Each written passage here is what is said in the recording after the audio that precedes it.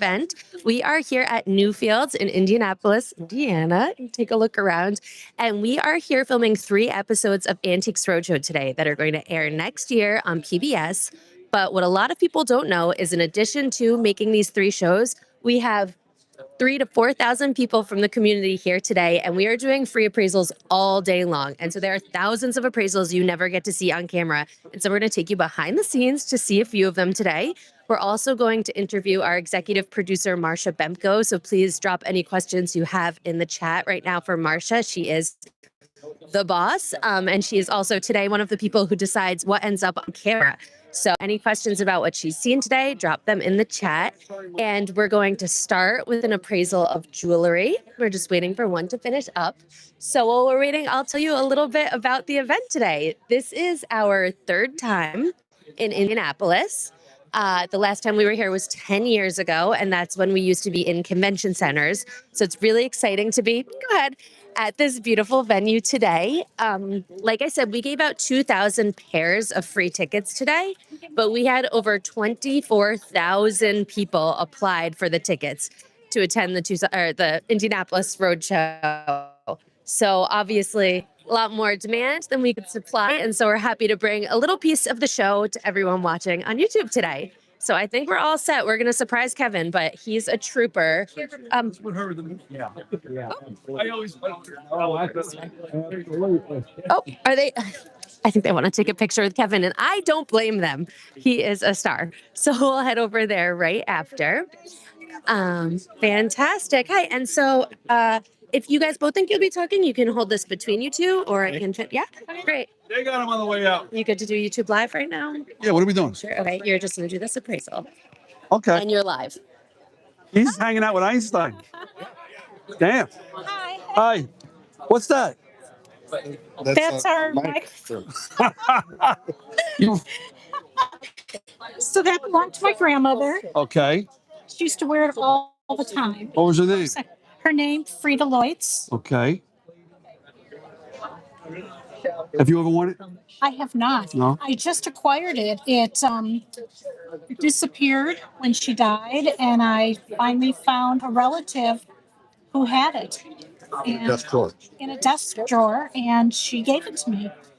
All right. Do you know what it's made out of? I assume ivory? Ah, no. Yeah. Ivory's illegal anymore today. So it's not ivory. It's interesting. You ever pick up the seashell and put it to your ear? Yeah. You can hear the ocean. Uh-huh. What kind of shell is that? Do you know?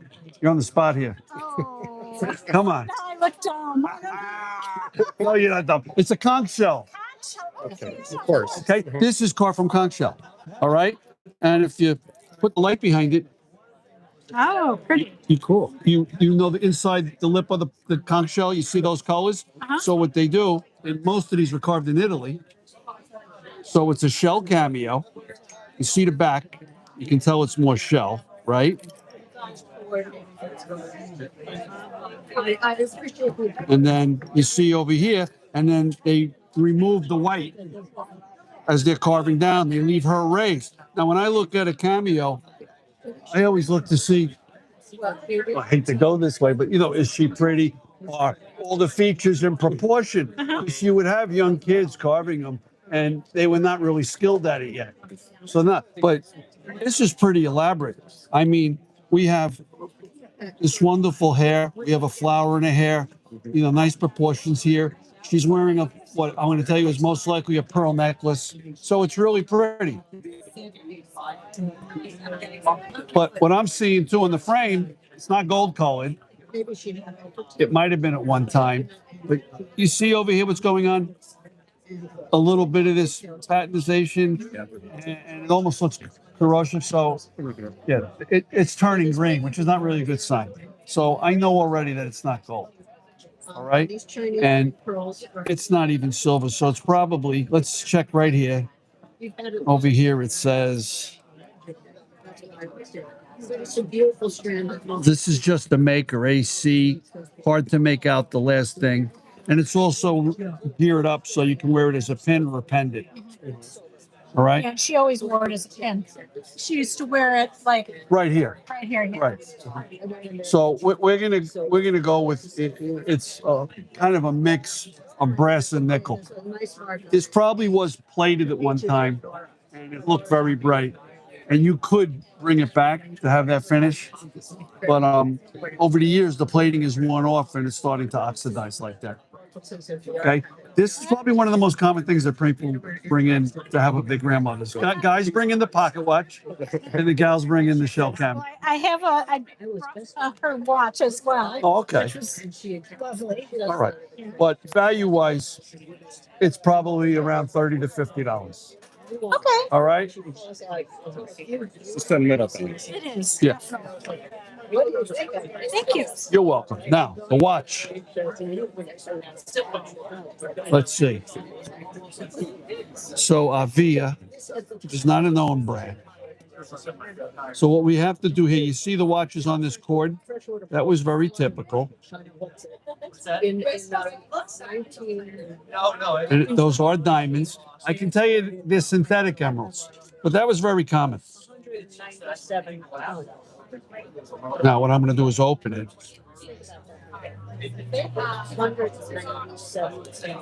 And I'm going to gently pull this out.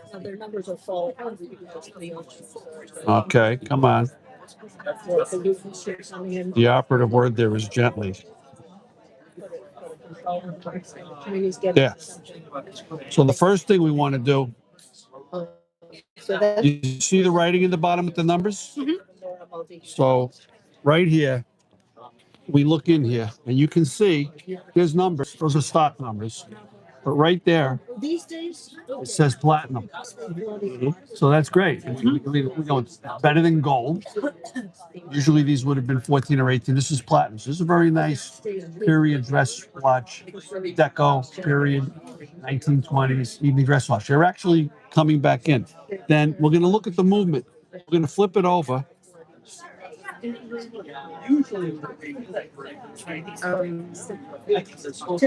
it's around 3. And right over here, this is very much a cottage industry with companies making movements, making cases. So they would have all these small companies making things. Not a company that I know, but Abra, like almost like abracadabra, Abra Watch Company, but we know it's Swiss. Right here it says made in Switzerland. Let's just see something. If we wind it, it doesn't want to run. So it needs a little work. But it's a mechanical movement. So we got a platinum case watch. Now, this one has cord on it. You also sometimes see them with grosgrain ribbon, but I like it with the cord on this one. So at auction today, a watch like this, there's not a ton of diamonds in it. It's under a carat. I would say realistically at auction, probably $600 to $800. But don't be surprised to see this all cleaned up, looking spiffy, to be in a shop for $1,500. Okay. All right. Thank you. You're welcome. You don't need Thank you so much. Is that good? Thank you, Kevin. We'll let the audience tell us. Was that good? Good. Give us a thumbs up for Kevin. And we're actually waiting for the next watch appraisal. So for a second, let's ask you a question while we're waiting. We're going to do a Poe and Icky appraisal after this. Oh, okay. I don't know. But yeah. You're talking to me. Yeah, I'm talking to you live. Oh, you talking to me? We're live. Does anyone have a question for Kevin? I'll ask Kevin a question. Every year I do this. I know. And every year it's such a surprise that we're live. Yeah, I'm just. And how? I was gonna ask that. How Guess long what? have you been with Roadshow for? They wrote down on the paper a decade. Kick them in the 31 years since the beginning. Since the beginning. Yeah. That's excellent. My dad got me. We discussed this. Yeah. Well, Thanks. they don't know. Oh, well, This is live. I have to thank my dad, Birch. He's the reason I'm here. We all love Birch. Yeah. And we're gonna go over and watch this appraisal. Thank you so much, Kevin. Always a pleasure. All right, everyone. For those just tuning in, I'm Hannah Auerbach. We are here live at Newfields in Indianapolis for an Antiques Roadshow event. The second, Kevin's going to take a picture of me. The second of our third tour stop this year for our 2026 tour. We are filming 3 episodes of Roadshow today. You guys can come on over now. We're filming 3 episodes of Roadshow today to air next year on PBS. But in the meantime, we're showing you all the behind the scenes appraisals that happen that you'll never see on TV. So do you mind, will you be talking about the watch? Yes. Do you mind if I mic you? Sure. Thank you so much. And well, thank you so much. Okay. Excellent. Hello. Hi. Hi, I'm Paul. Hi, Paul. I'm What treasure Joyce. do we have here This today? is my husband's dive watch. Okay. He got it in the 60s. Okay, let's And- take a look here.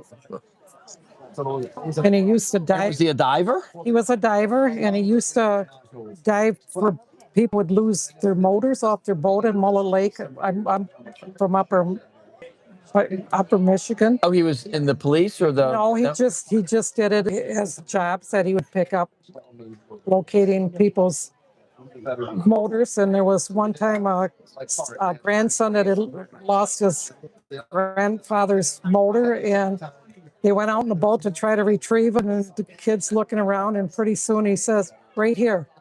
My husband went down, and there it was. And we have a Coast Guard in Sheboygan, and he used to do check their propellers through the ice in the wintertime. Oh, wow. Yeah, And so this was your dad? my husband. Oh, your husband. My Okay. husband. Okay. So he bought it new then? Yeah, he bought it new from a jewelry store that's out of business in Sheboygan, Michigan. Oh, okay. And did he have the box or any of the other stuff with No, it? I don't. No? No, I don't think so. No, Is he still wearing it? no, he doesn't. Okay. He just, it still works. But So the bracelet would have been an add-on.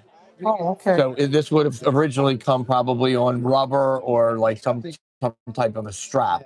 Now, again, back during that time period when you're in a store, if he said, "Oh, I want a bracelet," he could have bought it with it, but this doesn't matter. There's no manufacturing code on this, Oh, so okay. this would have been a separate. But he could have bought it together. Right. So these dive watches from the '60s are actually becoming fairly popular now Oh. because younger people in their late 20s and 30s that are collecting watches can't afford the expensive Rolex and Cartiers and Pateks. So, and the orange is just a good looking color. Oh, You know, it shows well. It's just classic 1960s, just very bold. This has a sweep second with date. It's a tritium dial. So the version right before this had radium, which would glow at night. And of course, radium was radioactive and was a problem. So right around in the late 50s into the early 60s, they changed the dials so that they came up with another element, tritium. So that would glow without the radioactivity that some of the okay, watches would have. But the condition of the watch itself is in really nice shape. Silver. Now sterling is like 95. In lots of times in Europe, England, Germany. Do you have any idea of what the value is? no, I don't. So when this was new, this was warranted to say that you could go 660 feet. Okay. Did he go that deep? No, I don't think just so. kidding. No. Probably went 20, right? 30. I think Maybe 30. he found that one motor at 30, I think he said. Yeah, I mean, to me, you take the strap and you throw it somewhere and you put a nice padded strap on it or something. Okay. And this is a watch that in the market today could be anywhere from $1,500 to $2,000. Okay. So it's okay. a pretty desirable entry sort of level of the collector. Collecting systems, and it's pretty nice. Does he wear it now, or? No, he doesn't. But I got a son and a daughter that does diving now. Well, So it's not waterproof now. Oh, okay. No. No. The problem would be that all the gaskets are dry rot. Okay, And, gotcha. in order to go underwater with the various bars of pressure that you encounter, Yeah. you'd have to have new gaskets put in. I mean, it would have to be completely serviced and done. Okay. Otherwise, it would go under and all of a sudden it'd come up and it would look like a fish tank inside, Okay. which doesn't help the value. I'm sure they know that. Especially if it's salinic water that has salt, it would just eat Yeah. it away. But the watch has remained really nice. There's no real damage to the dial. Everything about it is in good shape. All good. And this would look great on a strap. Okay. I would Good to say know. retire this and put a good strap on. Okay. All right. Thank you so Perfect. much. All right. Great. Thank you. So much. It's really nice. I like it. It is. Yeah. It's very eye-catching. The color. Yeah. I see a lot like that. Thank you, Paul. Thank you. Hi, everyone. I'm Hannah Auerbach. I am here with Antiques Roadshow, and we are here filming our 3 episodes of Antiques Roadshow at Newfields in Indianapolis. And we are here. So we filmed 3 episodes that will be airing next year, sometime between January and June on PBS, the PBS app, right here on YouTube. But also, we have an event with thousands of people. We give out 2,000 pairs of tickets. 2,000 pairs of tickets. And it's back to Kevin. This is great timing. So I had actually seen some folks and we were going to follow their appraisal, and we are back to Kevin anyway. So What, we're back? we're back. This time I'd picked them out, not you, but here we go. And will you be talking about that? Do you mind if I mic you? Thank you. And then we'll talk after. Hi, Kevin. Hi, how you doing? Good. How are you? Good, what's going on? All right. So I've got these cameos that my mom had said my grandfather brought back from Italy when he was stationed over there during World War II. But we call my mom the fountain of misinformation. So we wanted to see what you had to say. That's very funny.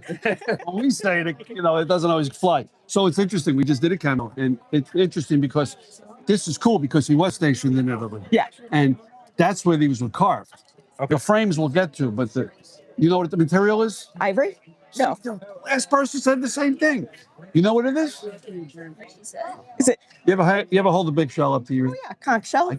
Yeah, conch shell. Yeah. Oh, okay. So it's made out of conch shell. Really? Yeah, that's right. And then if you think about the inside of the lid, right? Yeah.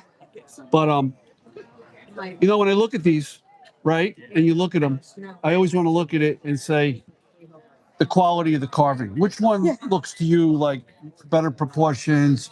I hate to say prettier, more relief. Which one looks like the better carving to you? Probably that one. You think so? Yeah. I think the other one. That's interesting. What am I looking at? I'm looking at depth and relief. Yeah. I'm looking at the style of the hair. All right, her face. Their faces are very similar. Look here.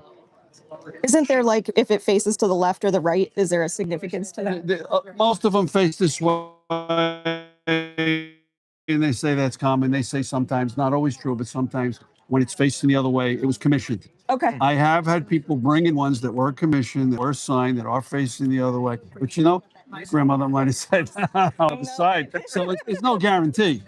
And then you see she's got flowers on her gown over here. She's wearing a necklace. So it's kind of very cool. Now, we turn it over. It could be worn as a pin or a pendant. Yep. All right. I feel this right away. This is heavy. Yeah. You see that stone down there? Yeah. Right there? Can you get it for me? That black stone? Just reach in and grab it. Keep going. The black one there. The black stone. Yeah. Bring me the whole stone. There you go, bud. Just make sure there's no acid on it now. It looked clean to me. It looked clean to me. All right. Come on back. So what I'm going to do, I'm going to go like this. It's okay? Yeah. All right. I'm going to go like that and put a scratch on it. All right. Now I'm going to grab the acid. This is what she didn't want you to touch. And I go like that. See how it disappeared? It looks like 18 karat, but it's not. Okay. So then I go like this, and it's holding. See how it's not disappearing? Yeah. So it's 14 karat gold. Okay. But because it looks like it, it was probably flashed with a gold plating to make it look more European. Okay. All right. I hate to do that to you. I'm going to throw it on the scale. It's pretty heavy. Feel how heavy it is. You feel how heavy that is? Yeah. So if I do this, believe it or not, because gold is so high. Yeah. Years ago you would have came in with this. I would have told you, it's $350. Yeah. There's $1,000 just in gold. Oh, wow. Justin, go. Are you Yeah, kidding? Feel heaviness. It's in the RV. It's almost outstripped the value of the Cameo. The Cameo. Yeah. You know, it's sad, but it's true. So you got $1,000 in gold, and then you have this pretty Cameo. Holy So cow. what is it at auction? At auction, it's 8 to 12. It could sell for 1,500. Okay. You know, retail could be 2,500. Yeah. Now we go to this one, and this seems he probably bought these. They seem to have the same finish and pretty much the same hardware on them. Like as a pair. Yeah, you can see it, and I can see the plating on this one. Very beautiful. And there's that much later. Yeah, it's probably costing. And I'll weigh it, and this is much less. So this is probably about $350. Okay. Yeah, but gold being so high really changes the value of these from how we used to value them. Boy, I'll say. Yeah. Well, thank you. You're welcome. Any other questions?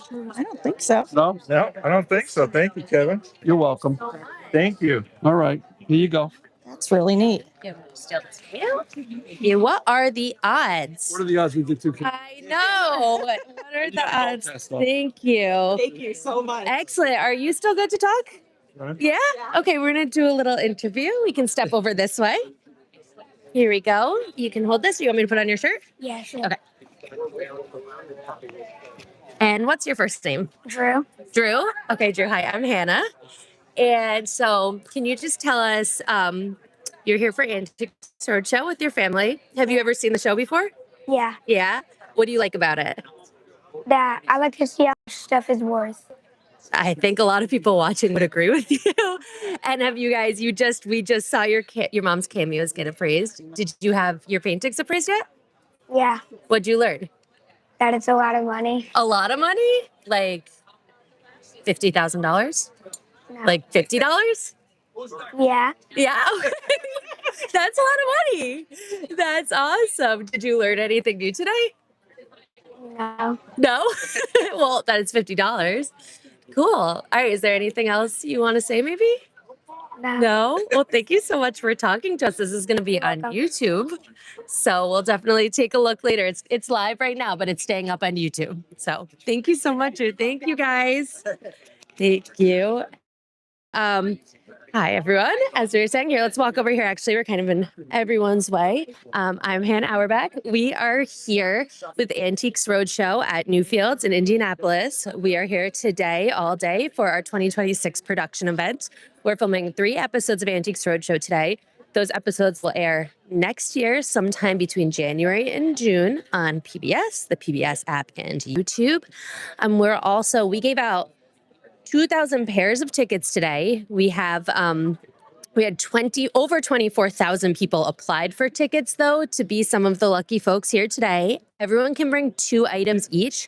So that is, we might see around 3,000 to 4,000 people today, 6,000 to 8,000 items. And every single person gets an appraisal. Every single item gets an appraisal. And what you kind of just saw there, for the most part, short, informational, you learn what you have.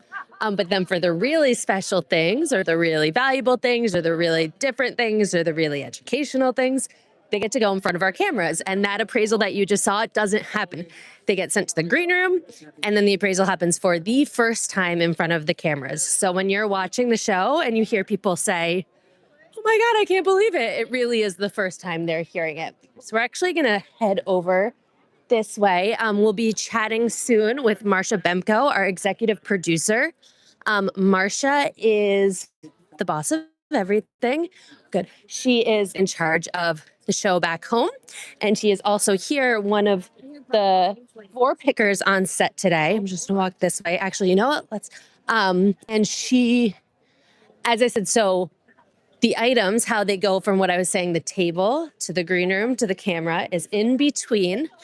If the appraiser says something they're really interested in, they don't tell the guest anything. Instead, they'll say something like, "Can I get a producer? Would you like to be on TV?" They might ask a couple questions. Where'd you get this? What do you know about this? But they will not share any information.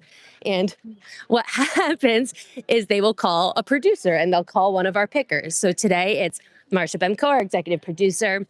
Sam Farrell, our senior producer, Ali Izzo Smith, our line producer, and Jill Giles, our segment producer. I think I got those switched.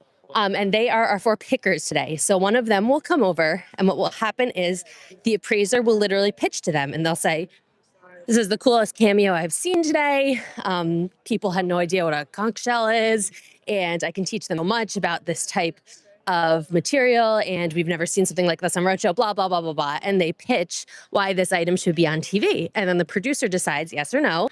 And then if they say yes, the guest will go to the green room where they're kept comfortable and fed, but secluded. And then the appraiser has a little bit of time to do some more research. Obviously, they already know what it is, but just to kind of fact check. And then, like we said, they're reunited with their item and the appraiser in front of the cameras. And that is where they get the appraisal. And so Marcia is one of those people who's been running around all day today getting pitches so she can talk about what she's seen. But she's also been with the show for, I think, 28 years. So she can talk about a lot. So please leave your questions for Marcia below. And I see her. And so we're just going to head over this way. I think that's actually, we might want to, do you mind bringing her over here? Sorry, guys, it's just when we walked across the street, we lost some signal last time. So we just want to make sure you can see. If you turn around, Lark Mason III is about to cut us with a sword. With a smile. With a smile. Here, can you tell us quickly about this? We'll wait for Sure, Marcia. What have you got here? Okay, so no, this is not a Marcia thing. So unfortunately, I forgot my sword tool at the hotel. So I went over to Arms and Militaria. This guest has been waiting forever. The sword is incredibly light. It's got this great curvature to it. It's 14th century. That's old. It's really old. Wow. So we had to get the pin out of here, which is called the Manuki. And now I'm going to try and get the handle off so that I can see if it's got a signature on it. Okay, so we're still waiting to find out a little more. Find out. You want to hold it? Do I want to hold it? Here, you want to hold it. Ready? I'll hold Want to hand it to you? Hold it strong. It's really sharp. It does. I mean, It's really it feels light, crazy right? to hold something that old. Don't poke me. I know. I feel very powerful right now. Excellent. Well, With or without sword. oh my God, thank you. What a mensch. So after we chat with Marcia, maybe we'll keep an eye out and see if we can learn a little more about what Lark found out. But for now, we have the incomparable Marcia Bemko here. Furry dog. And Soft and nice. I like it. I think that they could hear that. I know. I'm doing it because they can hear it. I know this is a mic, Hannah. She's only the executive producer. So how's the day been? Can I just hold it? It's falling off. Yeah, that's what I'm doing. Like you are. Yeah. I have to copy Hannah. She knows this stuff better than me. How's the day been, Marcia? The day has been great. Yeah. Found a lot of really good things. And I'm sure the other pickers have too. Sam, Jill, and Allie. But I have seen some really great things with great stories worth some real money. Do you want to share maybe a favorite? Okay, let's tell you about the one I wish I had now on my finger. I had it on my finger earlier. Caitlin Shinnick showed me a ring that is either light fancy yellow or another XX color of white. You'd have to get those diamond gratings from her, but that's like $100,000 ring. I don't know where she finally landed on that. And you should have seen this thing on my finger. How big was it? Big. Like as big as your eyes. It was big. It was the biggest yellow diamond I've ever had on my finger. Never had a yellow diamond on my finger, period. It was so pretty. Yeah. You would have loved to put it on. Sure I would. All the women who were sitting around this owner getting interviewed really, really wanted that diamond. We're all gaga of it. How did it end up with the guests? How did they end up with it? Family? Very interesting. Her was a family thing. She had a name for her grandma, her Lola, which is where were they from? Which is a name for her grandma in the place she was from, and I'm blanking on where it is. But yeah, she inherited it.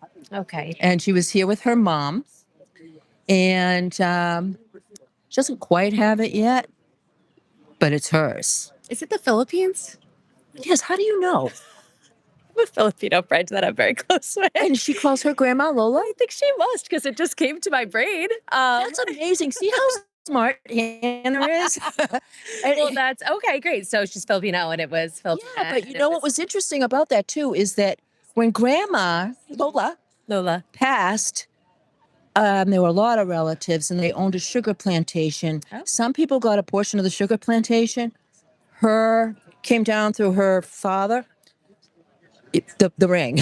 Interesting. So I don't know enough about sugar plantations to know who got Who the got better, the better deal deal. there. Yeah. We'll have to find out. And that's just one juicy story that I have. There's lots more coming. Yeah. Do we have any questions from the audience? What does Marsha like to collect? Okay, I'm going to reiterate for the people with mics. Marsha, what do you like to collect? I don't collect because people who collect and are focused. I don't collect. I'm not a collector. Not even. You know what I collect? Stories. Tell me yours. Yeah. I think it's hard too when you work for Roadshow. At least I'll say I get to a antique store, thrift store, vintage shop, and I'm like paralyzed because I feel like instead of just buying what I like, I should know what's good. Do you know what I mean? I do. Well, and you also don't want to spend too much on Right. something. You don't want, and yeah. So you watch, but I'm also at a place where I buy less. Yeah. You know, and I definitely buy less. I used to, and you chase change. I saw one like this today too. You know those little teacups you see all over the place? Pretty little teacups, fancy little things. You can get one for $5 now. Right. And saucer. But back when I was younger, I would hold dinner parties. And I had bought a bunch of them to serve singular, everybody gets a pretty teacup kind of thing. That's really nice. I have no desire to do that anymore. So those teacups sit in my cabinet and I can sell them for $5 a piece. Any other questions? How do you choose which city to visit? How do you choose which city to visit? I have said this before. I like to joke, we throw darts, but we really try to build a tour. I don't build the tour. I have a team who builds the tour. And they want to build a tour that makes sense for us for dates, for weather, because outside, for moving ideally west to east, not east to west and bouncing all over, which is what we're doing. We will end up, our last city right outside of Rochester in Mumford. So that's the ideal thing. And it really comes down to, look around you. Look around here. Look around. Do you want these people on your lawn? Look how many people are here. So some people don't want to let us in. But they don't want our several thousand friends tramping on their lawns. And we build a tour based on the places that will let us tramp on their lawns. So here we are at Newfields tramping on their lawns, and they like it. And what a pretty lawn it is, honestly. Look at that. I think we probably have time for one more. Any other questions? What category of antiques do you like to see? What category of antiques do you like to see? Well, it depends on how we frame that question. I was about to say, I have a two-part. First, what category of antiques do you like the most personally? I want diamonds. Yeah. Okay, I just want diamonds like that yellow one, maybe yellow, maybe. I want that kind of stuff. I love it. This might be hard to answer. What category of antiques? And I know the answer to most of Marsha's questions. I don't know this one that she's going to say. Do you think is most ripe, maybe, for the show? For television. Oh, that's hard. I know. That's hard. I'm going to say at this point, it's so varied, it's hard to know, but collectibles, things we would never see when I started doing this show. We're here taping season 31. I started 26 years ago. What were Pokemon cards? Yeah. And now we could see some pretty valuable things like that. So the nature of collectibles has really changed because what's collectible changes as time advances. Absolutely. Yeah. Yeah, it's really interesting. Yeah. Excellent. Well, thank you, Marsha. Thank you. As always, for your time. Always nice to see your friends, Hannah. See you later. Thanks, Marsha. So let's see. We're going to, you know what? I'll just reintroduce. Hi, everyone. For those just joining, I'm Hannah Auerbach. We are here Roadshow, do both, at Newfields in Indianapolis. And we are here filming 3 episodes of Antiques Roadshow. Everyone asks, when will these air? They will air sometime in January and June of next year. Make sure to follow us on social at Roadshow PBS, subscribe to our newsletter, and you will be among the first to find out when these air. But right now, we got to get through the tour before we know when these episodes will air. So I'm actually wondering, for those who've been sticking around with us, you might have seen Lark Mason III trying to unscrew that sword, 14th century sword. I want to see what he learned. So I'm going to see if we can jump in.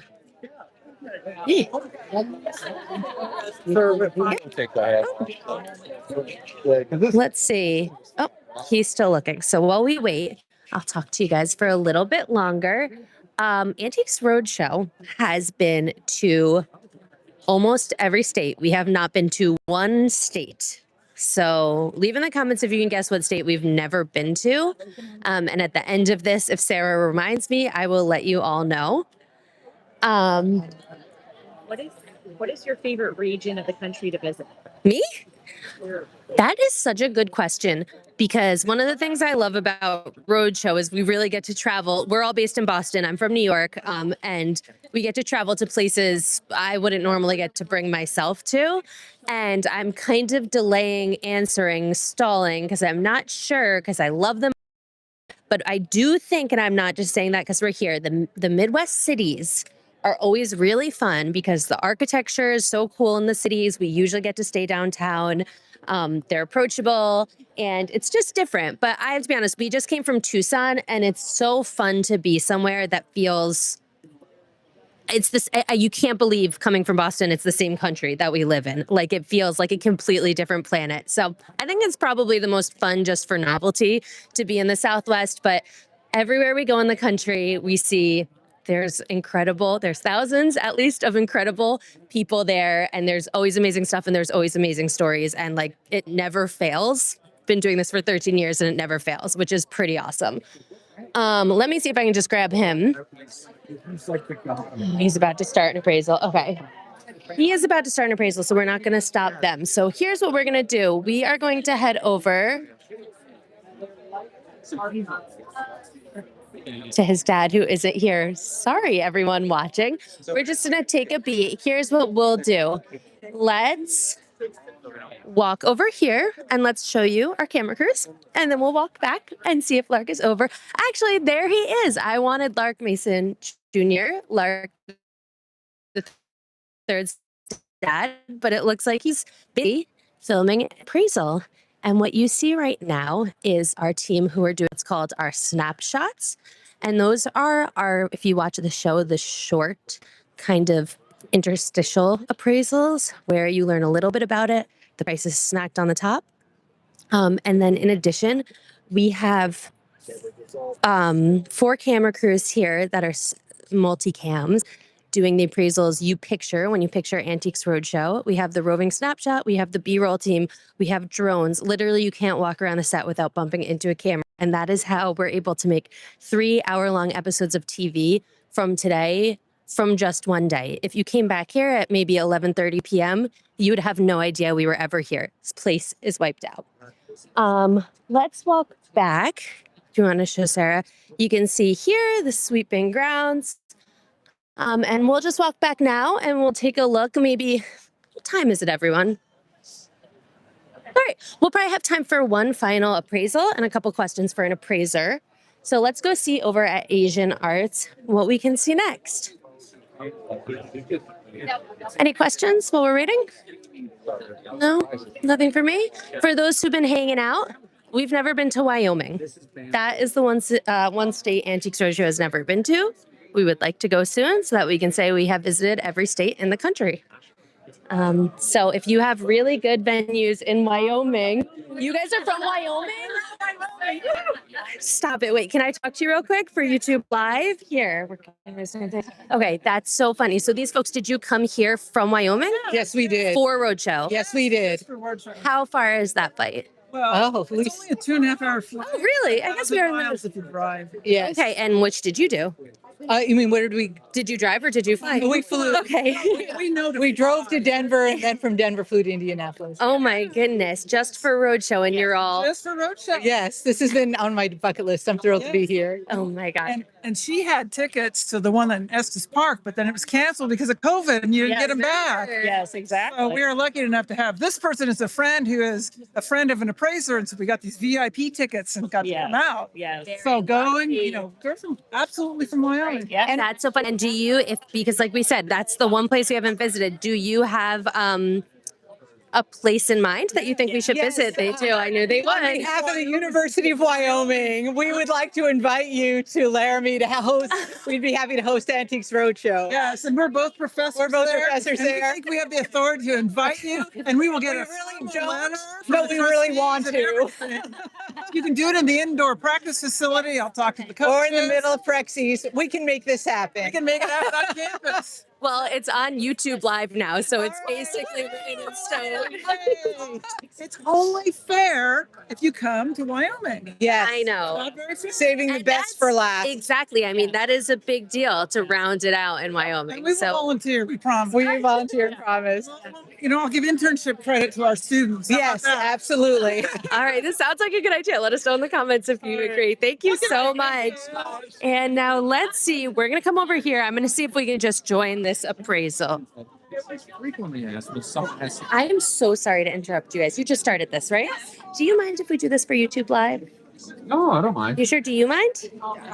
Are you sure? I don't mean to put you on the spot. Oh, Just okay. right now. All righty. If I stand up or Nope, can this I? is Okay. You can Very stay good. just like you are. Okay. Do you mind just rephrasing how you got it? Oh, no, well, we hadn't gotten there yet, but sure. No, that's right. No, I just said that I knew it was Asian and old. I bought it in a small rock shop in Chimayo, New Mexico. Oh, And all they could tell me was a woman brought in her dead father's rock specimens. He'd been a collector all of his life, and that was in the bottom of the box. Oh, very, very interesting. That's all I know. It is Chinese. It is Chinese. Yeah, Okay. it is Chinese. Okay. And it falls into a category, let's say, of traditional Chinese lapidary or stone carving kind of craft. Okay. That literally goes back thousands of years. I mean, some of the earliest examples of traditional Chinese arts that have survived, stone survives a long time naturally, bronze survives. And so we really know or have a picture of the earliest Chinese civilizations by the artifacts that are left behind and those that survive specifically. Okay. Jade carvings, bronzes. So jade carving goes back all the way to the Neolithic period. Is that jade? Sort of prehistory. So that's what I was saying. I'm anticipating the kind of questions that you have. So it is jade-like, but it is not jade. Okay. Sometimes it's a little tricky to distinguish between jade and other hard stone. Sure. Even jade's a little bit murky because there are actually two minerals that constitute jade as we know it. There's jadeite, which is a more gem-like material that is mined in places like Burma. Yeah. That came along to the Chinese relatively lately. 18th century is like some of the earliest examples. Yeah.